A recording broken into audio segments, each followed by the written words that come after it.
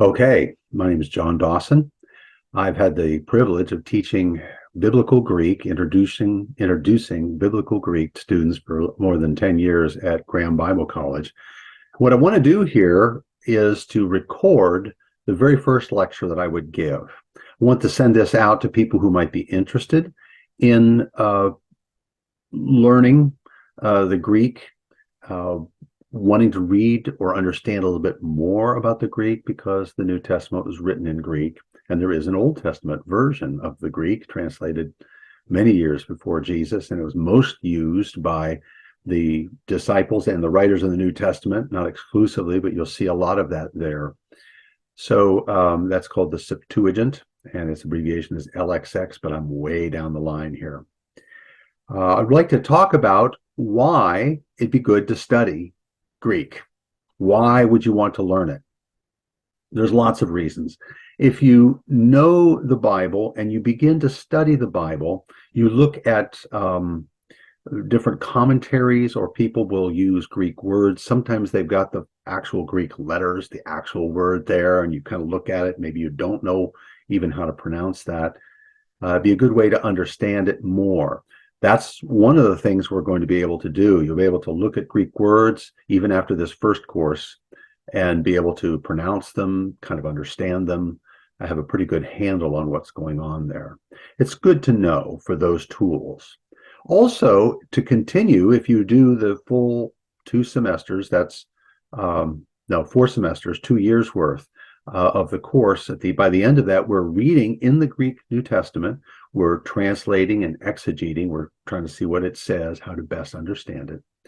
And that's a pattern that you can just continue.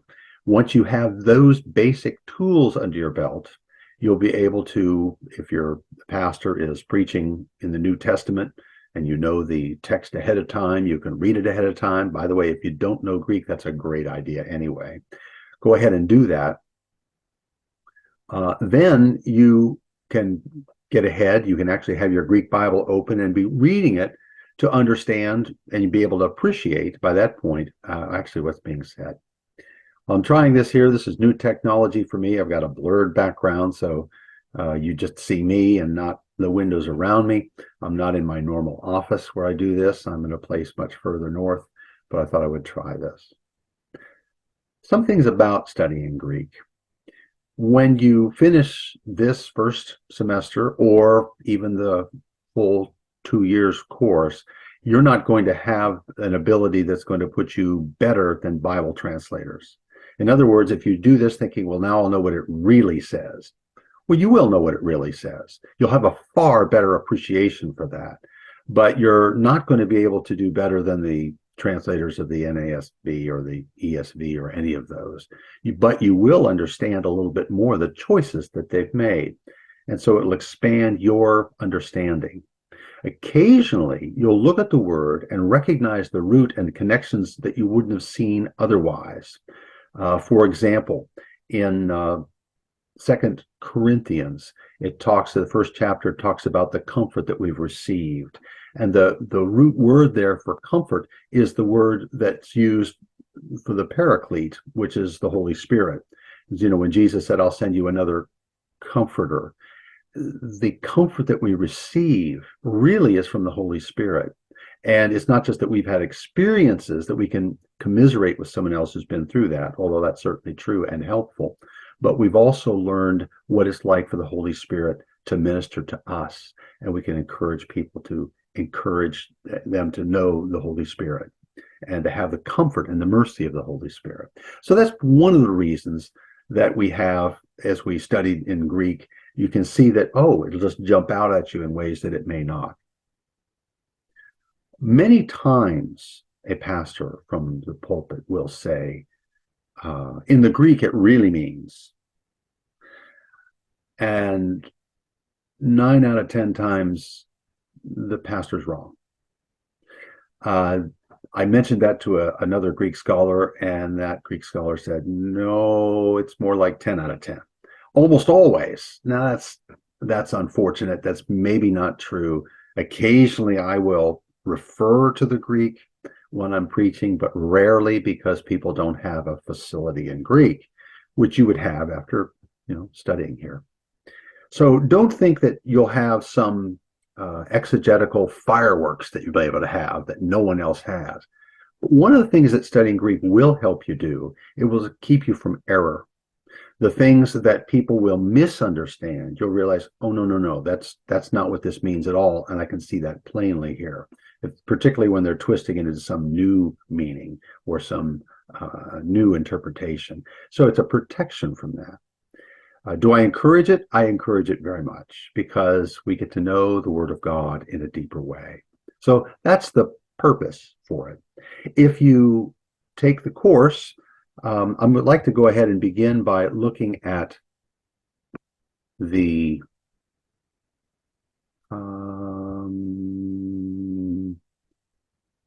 trying to find my syllabus. Here it is right here. And I click this, and now I say share, and there it is. We're sharing it.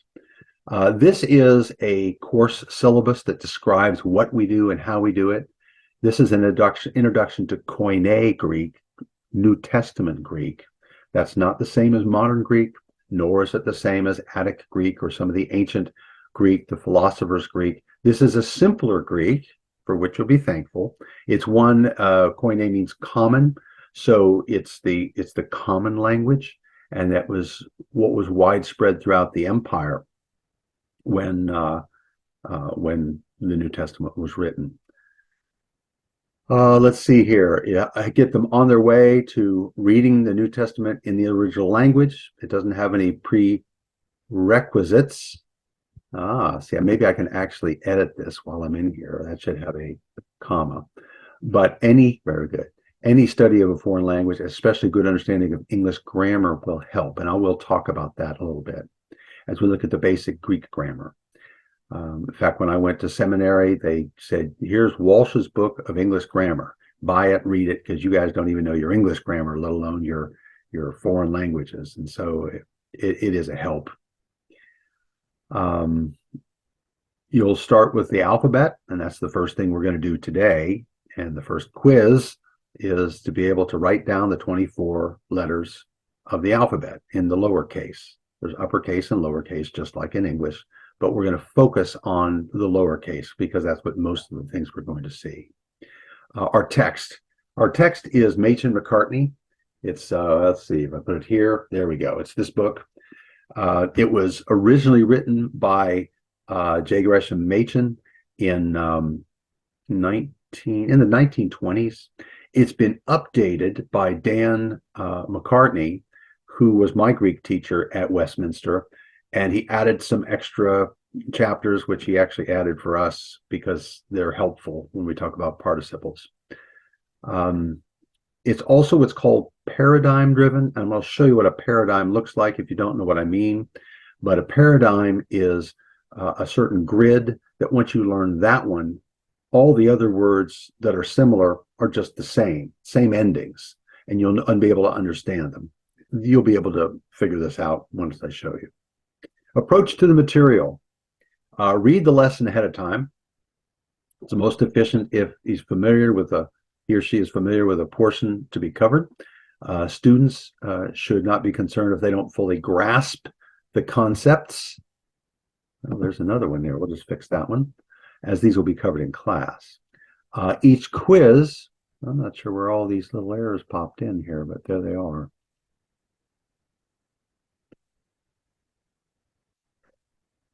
Ooh, excuse me. Aren't you glad I'm not with you right now here? I think I'm going to have to stop. Oh, boy. And I think we're just going to stop share. And we're going to stop pause. All right, now we're back. Go back to the sharing the screen. We're going to go to the syllabus. The approach to the material. You read it ahead of time. There's going to be a quiz every week on the material that's already been covered. Now, I don't pop quizzes. You'll know what the quiz is. You'll know what's on it. And it won't be new material. It'll be material that we've covered and you should have under your belt. Actual quiz assignment may change from the syllabus, but I'm going to make sure you know what that is. Homework exercises for the week's lessons, complete them before you come to class. Students responsible to learn the vocabulary of each lesson, including the definite article, that's the, and the breathing and the accent markings. Our objectives: be able to write the Greek alphabet, pronounce words in written Greek, be able to conjugate verbs in the present, imperfect, future, aorist, indicative. We'll probably get that far. Be able to identify nouns of the first and second declension by their endings and place them in the sentence. That will become obvious a little later, what that even means. Be able to translate appropriate sentences from Koine Greek to English and vice versa. Now, it's much more important to get the Greek to the English, but doing some English into Greek helps you understand. All right. Basically, and this will be something I'll be able to send out to you, but this is our first lesson, and it's an introduction to Koine Greek. I'm going to go through the first 3 lessons, and your assignment is to be able to write down the 24 letters of the Greek alphabet. And that's probably all we need to do with our syllabus at this point. So we'll stop share on that. Back to me. What do you need? You don't need a Greek New Testament. I do suggest this one here. This is the Greek New Testament. Zondervan puts this out for English readers. What it does is at the bottom of the page, you can see this there, those are all the words that appear in the New Testament less than 30 times. In other words, the things that are more than 30, eventually, you're going to know them. And then the others, what's that word? Instead of looking back in a lexicon or dictionary to find out what that word means, it's at the page at the bottom. What about an interlinear? Interlinears can be very helpful in certain ways, but it's harder to learn the language if you use an interlinear, because as soon as you look at it and you wonder, you jump straight down to the word rather than thinking about it and see if you can figure it out. And so you don't tend to learn it quite as quickly. So we've talked about why study Greek. We talked a little bit about the course. Basically, our course time will come in. We'll need to meet together. There'll be a quiz.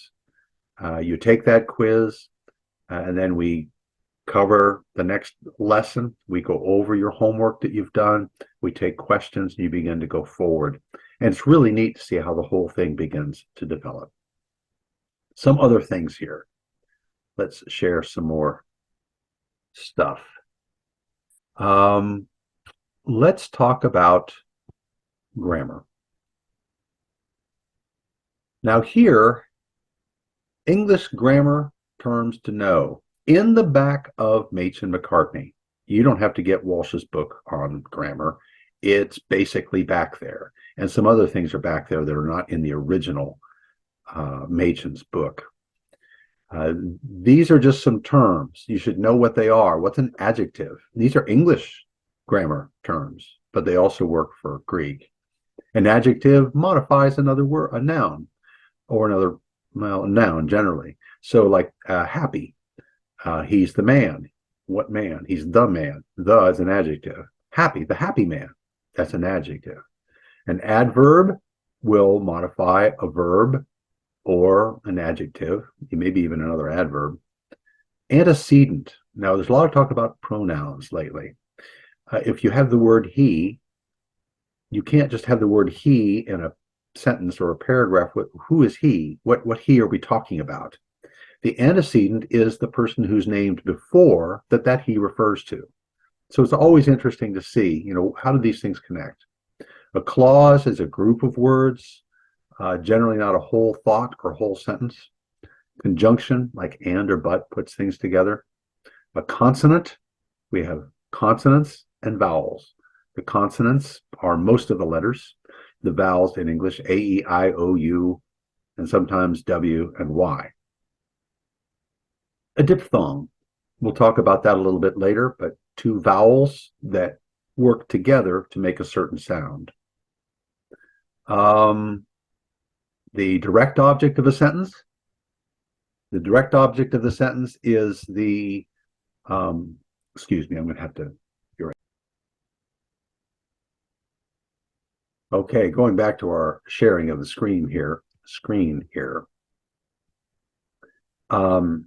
A diphthong is when you have two vowels that come together to make another sound. We'll look at that later. A direct object, that's the man throws the ball. What's he throwing? The ball. That's the direct object. Finite verb, it's not an infinitive. An infinitive is the to be, to throw, the to something or other. Idiom. You know what an idiom is? It's an expression that doesn't mean exactly what the words say, but you know what it means. Piece of cake. That's an idiom. I was talking about something with my wife when my daughter was about 18 months old, and I said, well, I'd be a piece of cake. And all of a sudden I hear my daughter saying, piece of cake too? Honey, what? Piece of cake too, please, Daddy? She heard piece of cake. It was not an idiom for her. Interjection. Oh, that's an interjection. Modifier, something that changes it, like an adjective or an adverb. A noun, person, place, or thing. Number, for us, it's going to be singular or plural. Paradigm, I'll explain it later. Talked about it already a little bit. Participle, that's the ing form. Person, first person, that's I or we. Second person, you. Third person, he, she, it, or they. Phrase. Again, a phrase are words that are put together. Predicate, that's the verb part of the sentence. Preposition, relationship word, you'll get into those. Pronoun, talked about. Sentence, the whole thought. Subject, that's the first part of the sentence. That's the noun part. And then the predicate is the verb part. Tense. Tense is like present tense, past tense. I am talking. I talk. Present. I talked. Past. Verb, action verbs, action words. Voice. Now this, you know this if you don't use it though. Usually verbs are either active voice or passive voice. If I use a verb throw in an active, I throw the ball. If I use it in passive, the ball was thrown by me. The ball is the subject of the sentence on that second one, and it's in passive voice. So it's not doing the throwing, it's having the throwing done on it. And vowels, we already talked about. These are things that you need to know. Maybe you're thinking, I know all those. Good for you. Not everyone does. And if we have questions on those, we'll take them because it's important to know. All right, let's share to something else. We've talked about our glossary of grammar. We've talked about our syllabus. And we might as well talk about the Greek alphabet. So here goes. The Greek alphabet. There are two capital and lowercase, just like in English. And I would suggest that you learn these. I learn them in groups of 5. Alpha, beta, gamma, delta, epsilon. Zeta, eta, theta, iota, kappa. Lambda, mu, nu, xi, omicron. You'll kind of get them in that, and then you figure what the order is, just like you do your ABCs. I think there's probably some ABC songs for Greek that if you want to sing those as well, you can do that. But let's take a look at it. The first letter is alpha, and a capital alpha looks just like a capital A. The alpha is a lot like your A. Lowercase looks a lot like an A that's printed. We'll talk about how we make it. It's pronounced ah, as in father. And by the way, alpha, beta, alphabet. Okay. Beta, well, it looks like a B. We're doing great now, aren't we? And your lowercase beta looks like a B kind of on a stick. It's got a stick and up it comes like so. It's pronounced like a B. Gamma, oh dear. That looks like the hangman. That's your capital gamma. Gamma, oh my, that looks almost like a Y. So this, I've put a little star here. This is what I would call a false cognate. Some of these, A, alpha, that's a cognate, and it's a true one. Here, that does not look anything like a G, really. So it's pronounced G, gamma, as in got. Sometimes if you have two of them together, they're pronounced ing, like angelos, which is the word for angels, los angeles. That's Spanish. Okay, delta. Now, if you've done any physics or some of the math, you might recognize delta as the variation. The capital delta is a triangle. The small delta is like a D, but it's kind of got a little flag in the way it's done over here. Epsilon. Epsilon looks like an E, and it's as in get, and it's the short E, eh. Well, even the lowercase looks kind of like a lowercase English E, if you make them that way. Okay, so far so good. Alpha, beta, gamma, delta, epsilon. Now, zeta, eta, theta, iota, kappa. Zeta, and it's pronounced kind of a z. It's your Z sound. Zeta. It looks like a Z. Now here, that one looks a little bit like a Z, I guess. Not really. We'll have to figure that one out. Oh dear, this next one is eta. It's your long A. The eta is the long version of the epsilon. It looks like an H. It is not. The one we're normally going to see, it looks like this, and it kind of looks like an N or something with a long tail at the end there. Make sure you keep these straight when you see them. That's an A, long as in 8, late. Theta. Theta is a circle with a line going kind of horizontally, either one. This is the first, it's a sound. This is the first letter for, in the word for God, theos. And so it's a lot of times people will use a theta as an abbreviation for God. If you've ever seen that, that's what they're doing. Iota, or iota, if you will, it looks like a capital I. Small case looks like an I, but there's no dot over it. And it's pronounced I as in pizza, or as in pit. Pizza, that's a little longer. What's the difference between a long iota and a short iota?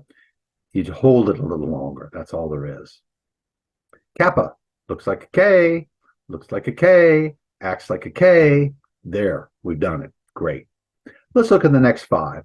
Lambda, mu, nu, xi, omicron. We're going to have some interesting ones here. Lambda, that looks like a TP or something. Lambda, that looks like an upside down Y, but it's an L sound, lambda. Mu, well, that looks like a capital M. It acts like a capital M. That's great. Here is mu. Now, in physics, we use mu as the coefficient of friction. There may be other applications in physics for these. If you've studied physics, you've seen a lot of these Greek letters already. Actually, gamma rays or something you might know. So it's pronounced just like the M, but this one probably should have is that a false? Yeah, it looks kind of like a U. Let's put an asterisk there, because that's a false cognate. Nu, oh, the N looks just like it, but wait a minute. Your small nu looks like a V, and it's sharp, okay? This is your xi. That's like 3 lines. And this is 3 lines with squiggly, squiggly, squiggly. This is your X sound, like X, like a true X. That's a new one for you. Omicron is little, micro is small, mega, O, mega, that's the big O, mega.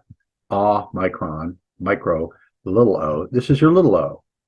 And it looks just like an O. We're happy as can be. All right. P rho, sigma tau, upsilon. P, or pi, 3.14159, whatever. The relationship between the circle and either the diameter or the radius, depending on how you want to do it. We're going to pronounce it P. So this one, if you recognize that as pi, we'll call it P, that might be helpful. But the next one, this is rho. This is your R sound. And oh my goodness, that looks like a P. It's not, it's a rho. This also looks like a P pretty much, and it's not, it's a rho. So that's one to really watch. Sigma, if you remember, that's the symbol for sums. Sigma at the end of a sentence looks like an S. That's what this little one is at the end here. And in the middle, it looks like a circle with a tail going forward. Well, okay. Tau looks like a T. Small tau looks like a T, although it doesn't cross, right? There's nothing above that little crossbar. Upsilon, capital Upsilon looks like a Y.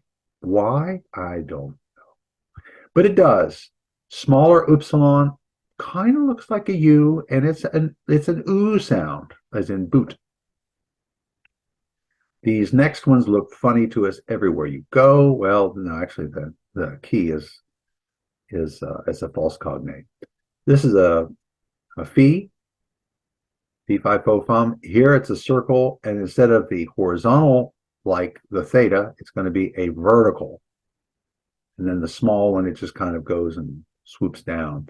This is your F sound. And all the words we get from Greek that have the phi, we will usually put PH, like philosophy, right? Okay, this is the key. Now, if you're a Greek person, you probably, university Greeks, right? They'll call it chi, but we'll call it key. This is the k sound, but it looks like an X. It is not.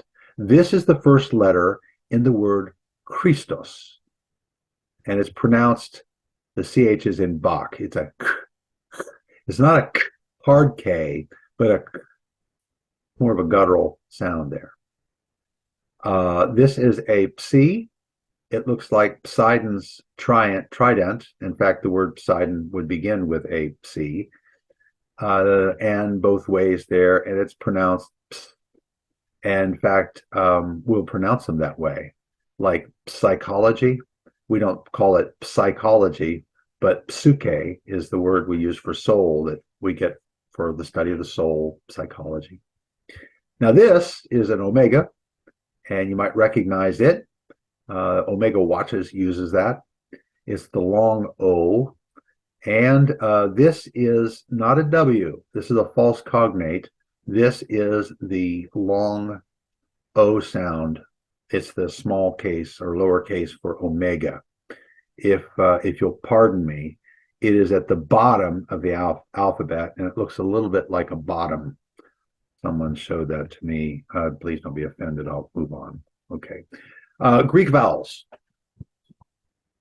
Alpha, and it could be long or short. Epsilon, which is short, and then eta is the long version of it. Omicron, short O. Omega, longer O. But they're not pronounced all that different. It's just a slight increase in value of how long you say it. Iota could be short or long, and an upsilon can be short or long. That'll make some difference when we look at it. Pronouncing them, pronunciation is not much different. Okay, those are your vowels. The rest of them that aren't these are consonants. I want to talk about diphthongs. Diphthongs are when you have two vowels that are together. By the way, you can pause this and listen to it over and take notes and have more questions for me when we get together. Diphthongs, two vowels together, they're treated as one long vowel. For example, alpha iota is pronounced I, which is a lot like AI and I'll, right? I'll, I. That's a diphthong. Epsilon iota is pronounced like a long A. It's A. It's pronounced the same way as an eta will be. Omicron iota is oi, kind of what you'd expect, like in oil. Alpha upsilon is pronounced ow, as in cow, ow. Epsilon, upsilon is u, as in feud, ew. Now there's a difference. U, did I have to make the face? I guess I did. And Omicron, upsilon, it's pronounced oo, as in food, which is really going to be a lot like an upsilon anyway. Ooh, we'll see. We'll see. Upsilon iota is pronounced wee, as in queen, wee, wee. Now, we'll talk about accents and breathing marks in a minute, but if one of the things that's important with a diphthong, the accent or breathing mark, whatever mark's going to be on it, is going to be placed on the second of the two in the diphthong. That will let you know that this is a diphthong and not two individual vowels. Sometimes you'll have two vowels next to each other, and there's another thing that's put over to let you know that they're actually two separate vowels and not a diphthong together. We'll talk about that later when we run into it. Breathing marks. Now, here's something else that Greek has. It has breathing marks at the beginning of a word. If the word starts with a vowel, it's going to have either a rough or a smooth breathing mark. A smooth breathing mark, now if you notice there, it's like a comma up above there, and it kind of goes this way. That you don't pronounce at all. The smooth breathing mark is going to be, you just pronounce it. So this word here is adelphos. Adelphos. A rough breathing mark, and if you notice the accent here is on the second syllable. This is hui. It's goes the other way, this way, and you just put the H in front of it. So this would be huios. It's the word sun. Huios. All words that start with a rho will also have a rough breathing mark, like the word rema, which is word for words. Actually, it's the word for word. One of the words for word. Yeah. So we'll talk more, and you'll see those in action. When you see these in action, it'll be a little better for you. Pronunciation. You have a period. I'm sorry, that's punctuation. There's a period. That's just like an English period. A comma, just like an English comma. Oh, this is so easy. We got it.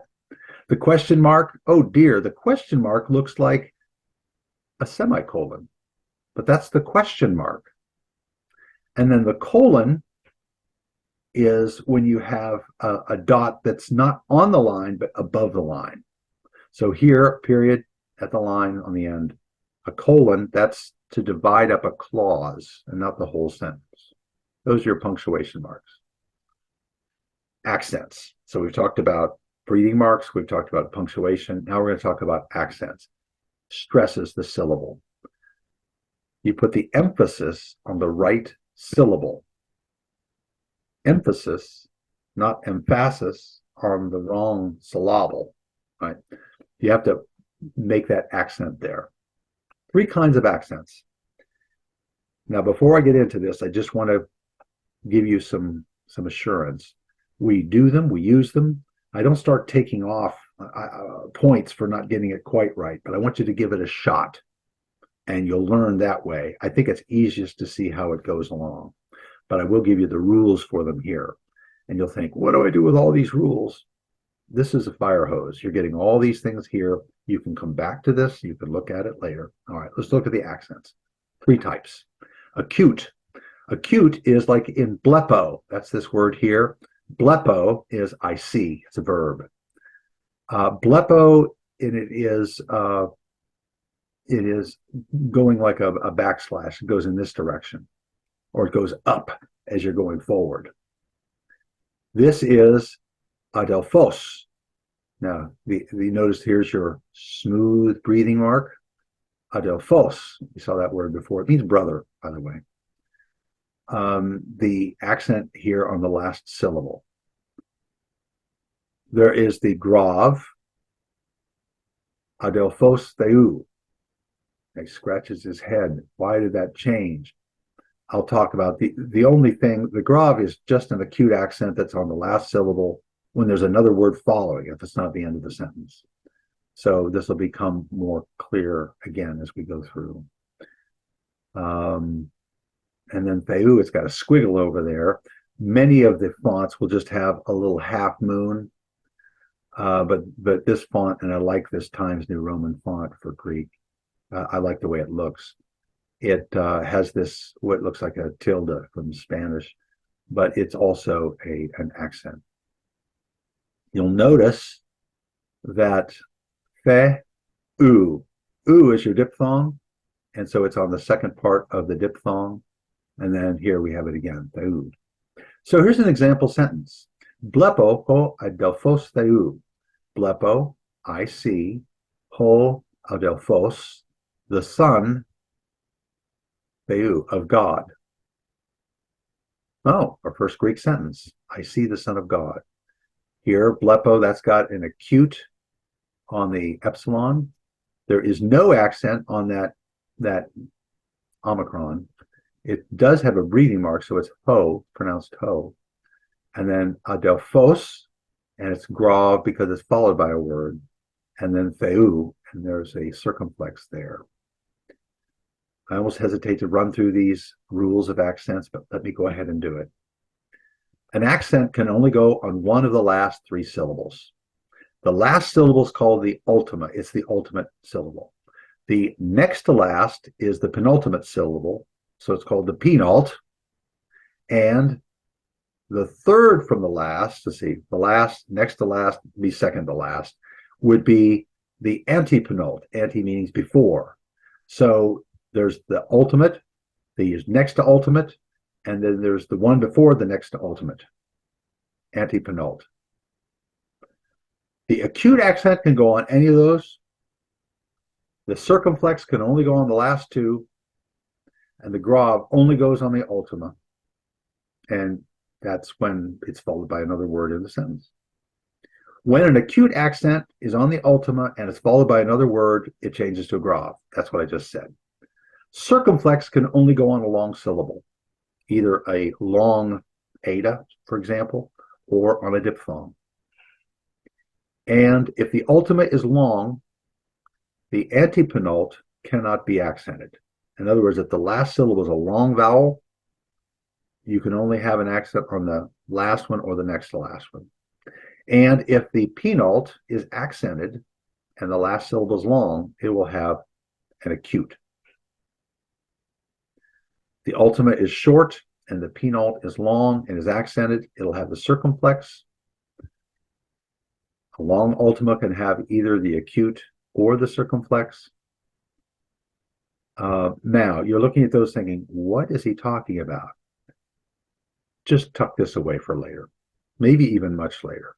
This will make sense, but we're not going to focus a whole lot on those accents at the very beginning. Okay? But I'd like to at least see, well, what are the squiggles?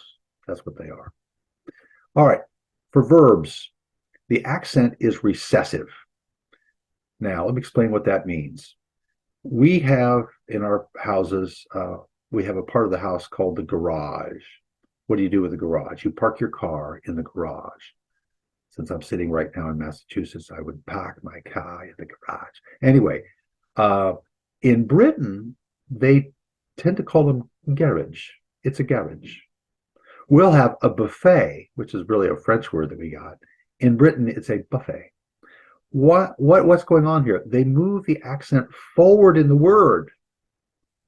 Now, that's what they call a recessive accent.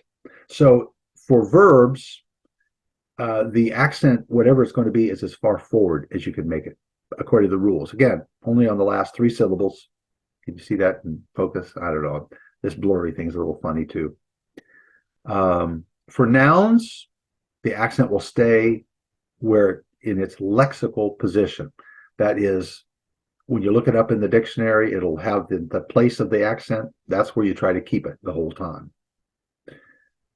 And we'll talk about lexical forms later, but that's the form you look it up in the dictionary. What's a lexicon? It's a dictionary, right? It's where the words are. All right. These are all of your rules, but let's take a look now and talk about how you're supposed to make these letters. There's how many of them? 24. Let's see if we can get them all here.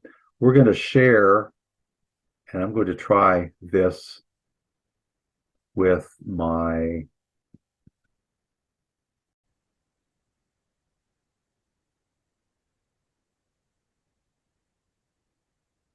all right. I'd like to go ahead and practice drawing some of these, and I've just been trying this several times because it's a whiteboard that's up against here, and I can't put my hand on it because it's a touch screen. But I'd like to go through how we'll make them. These are just the lowercase. These are the ones we'll focus on all the time. The big thing for you, of course, is to make them legible so I can read them, you can read them, and some of you will have much better handwriting than I do, even when I'm writing normally on paper. The alpha just starts up here and makes a, if you can make a nice sweeping motion, that'd be better. Kind of like the fish, but it's much more squished. You don't want to be elongated. Try one more here. Yeah, you'll be able to do better than me. The beta is kind of a B on a stick. B on a stick. B on a stick. The gamma is just your Y looking thing there. Delta, I generally start up here and make a little sweeping around like that. You get a little hook on your D. It's like a fancy D in a sense. A little hook there on the D. I think Dan McCartney would have you make it kind of like that. Either would work. And then epsilon, just make a nice little E. Okay, alpha, beta, gamma, delta, epsilon. Zeta, up here, down to the line and there. Little loop down to the line and there. A little loop down to the line there. Zeta, eta. Now, eta, remember, is one that's going to look a lot like, it looks kind of like a capital is like an H, and this looks a little bit more like an N, but you have, comes down and then a little tail at the bottom. Eta, yeah. Make it just come. I'm sorry for that blip. Let me try one more time and smooth it. There. Okay. Eta. So zeta, eta, theta. It's just a circle with a line going this way. Circle with a line going this way. Say zeta, eta, theta, iota. Don't put a dot on it. And your book, because it's got the little dot there to show that's where you start with your pen or pencil. That's terrible. Get it down to the line. Here we go. It's just there with a little turn at the end. Iota. And then kappa, y'all can make a K. You can do it like that. I think he would have you sort of something like that. Maybe like that.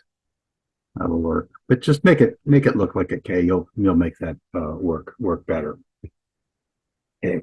Zeta, eta, theta, iota, kappa. Now we got their lam, mu, nu, xi, omicron.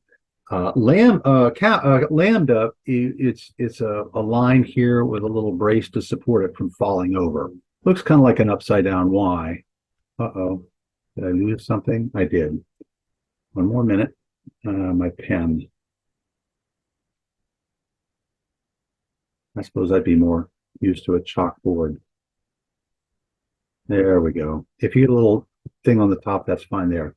Lambda, and then mu. Mu has a tail that comes to the beginning.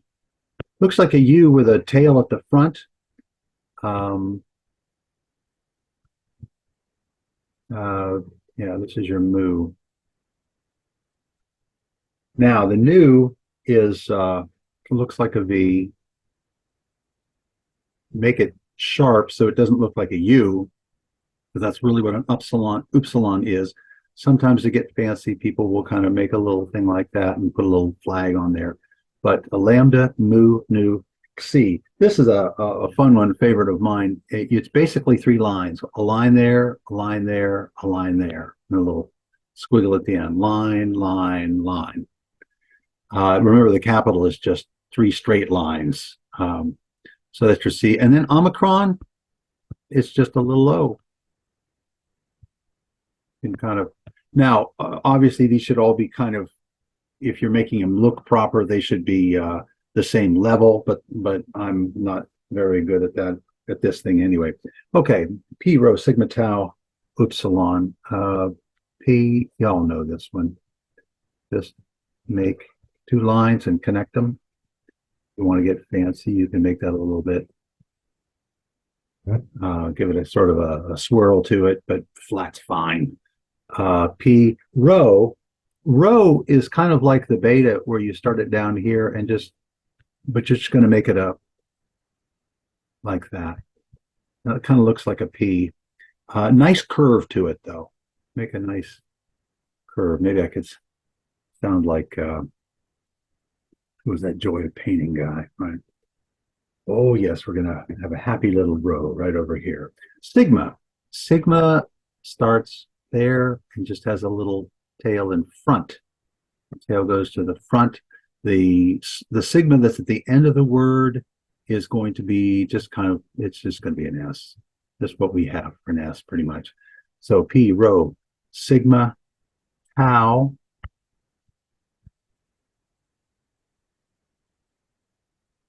Just make your T. Don't have a cross on top of it, though. There's nothing on top of it. And then upsilon, just make a U. That's pretty much, what we need. And I don't need to do a whole bunch of those. You can figure that out for yourself. That leaves the last 4. Just up a little bit. Excellent. That's one advantage of the touch screen. We have phi.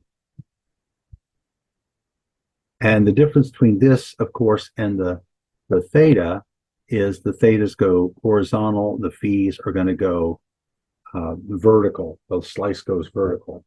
And then key, it's not really an X. Make the first one a little bit more swervy there. And then we have C, which is your Poseidon. Right, just make your big curve, sweeping curve, and then that kind of goes down below the line. And then the last is going to be omega. So if I can make this good and rounded. Well, let's make it better. That's kind of there. It's kind of like a rounded W. Don't make it sharp. So alpha, okay, beta, none of those are great. Gamma, those are all pretty easy. Delta, epsilon, zeta, eta, theta, iota, make them come down to the line. Sorry about that, guys. Kappa, lambda. Oh, this one didn't finish because my pen stopped, didn't it? Lambda, mu, got the tail in the front. Nu looks kind of V-ish. Xi, omicron, P, rho, sigma, and then the N sigma, tau, and then the upsilon, and then phi, chi, psi, omega. And that's where we'll go back to our main lecture here, main lesson. We've talked about that. The syllabus. Let's go ahead and talk about, I'm going to introduce lesson 3. This is not your homework. What's your homework? To be able to write the 24 letters of the Greek alphabet in lowercase. But also read through lessons 1, 2, and 3. Actually, if you read the introductions, but both Machen and by Moses Silva, they're actually quite Interesting, I think, and helpful. All right, lesson 3. And I couldn't summarize, I couldn't manage to copy the book.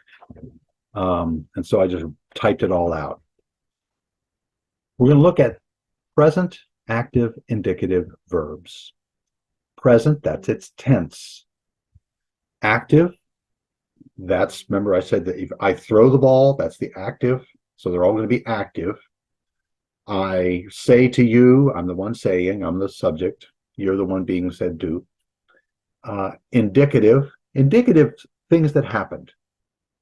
What are some of the other, this is what's called a mood. I think I may talk about this a little bit here. In fact, I will in a moment. And these are all verbs. All right, in verbs in English have tense, voice, and mood. Tense is the understanding of time. We have the present tense, past tense, etc. The first tense we study in Greek is the present or progressive tense. A present tense verb like blepo can be translated I see or I am seeing. It's something that I'm doing right now, and I'm continuing to do right now. We've seen blepo already here. Okay, that's a b, right? That's your beta. That is your lambda, epsilon, p, and omega. Aren't you glad that the typewriter makes nice better than I do? Of course, me too. That's why I type. So tense, you understand that, right? Present tense, past tense. Voice is either going to be active, middle, or passive. Now, English has active, I see, and passive, I am seen, or I'm being seen. The middle voice in Greek is a reflexive, or the person doing something for themselves. We'll talk about that a little bit more. For now, we're only going to be working with the active voice. Mood. Mood is the relation of the verb to reality. Indicative means it's a statement of fact, and that's what we're going to be doing here. Present, active, indicative. What I would call normal verbs. But there's other moods, like the imperative mood is a command. And there's other moods, subjunctive, etc. For now, we're only working in the indicative. So present, the noun. Active, actors doing the action, the noun, the subject's doing the action, and in the indicative. Present, active, indicative. Verbs also have person and number. First person, said this before, is I, that's the singular, or we is the plural. Second person is you, singular, and you, plural. And they're different forms in Greek. They used to be different in English. If I would say thy, that's you, singular. If I would say you, that was you, plural. But we're going to look at this. Third person is he, she, or it for the singular, and they for the plural. So, verbs have tense, voice, mood, person, and number. Parsing. Parsing is when you identify the verb by its tense, voice, mood, person, number, and give its dictionary form so that you know where it all comes from. For example, blepo is present, active, indicative. First person, singular, and then the lexical form for blepo is blepo. For all the verbs, your lexical form is the present, active, indicative, first person, singular. And it means I see. And that's what I just said there. So here's your vocabulary. Blepo, I see. That's okay.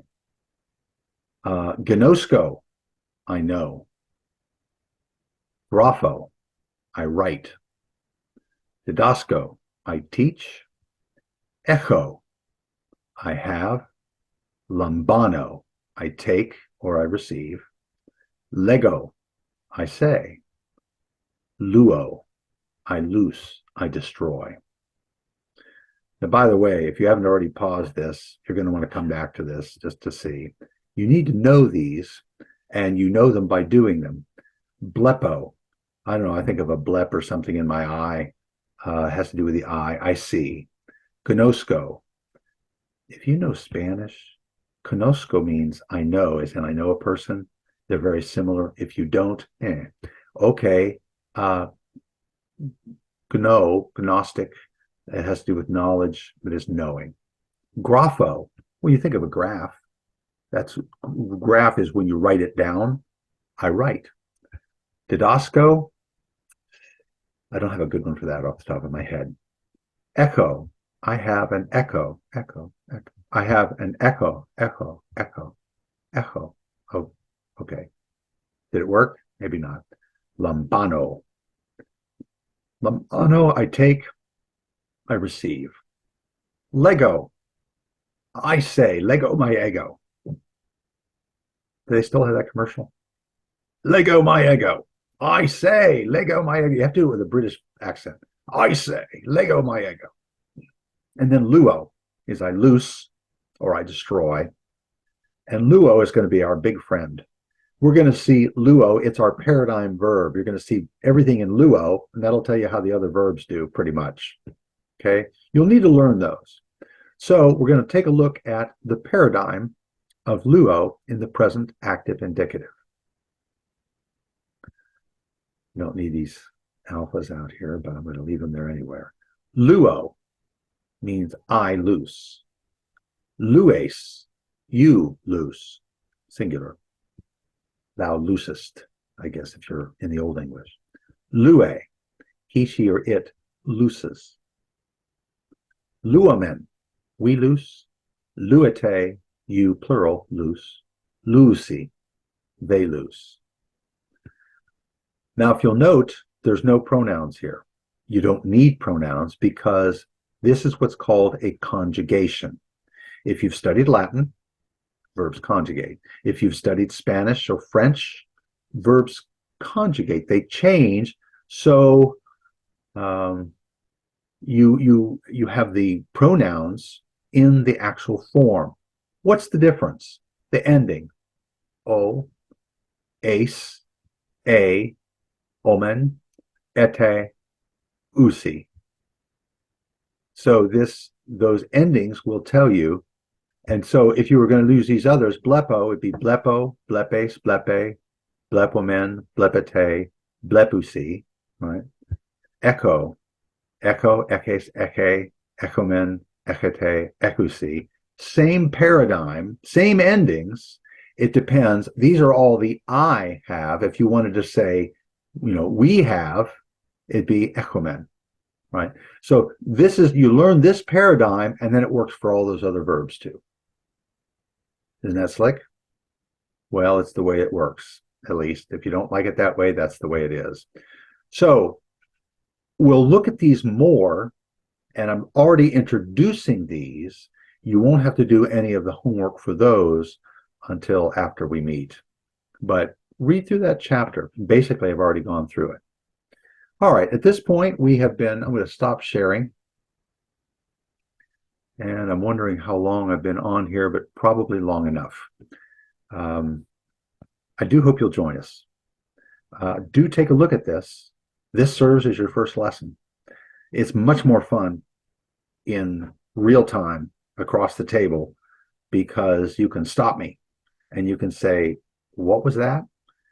I've gone really quickly through some of these, and you might think, oh, I can't get all this. Oh, you can get all this. I haven't lost a student. Well, no, I really haven't lost a student yet. I had one that had to drop, and he came back and finished all of them. So it can be done. Lord bless you.